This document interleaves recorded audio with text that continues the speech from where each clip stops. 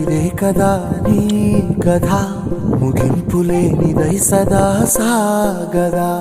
ఇదే కదా నీ కథ, ముగింపులేనిదై సదా సాగదా.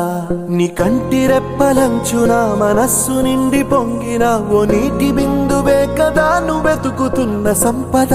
ఒక్కొక్క జ్ఞాపకానికి 100 ఏళ్ల ఆయువుందిగా, ఇంకెన్ని ముందు వేచనో అవన్నీ వెతుకుతూ పదా.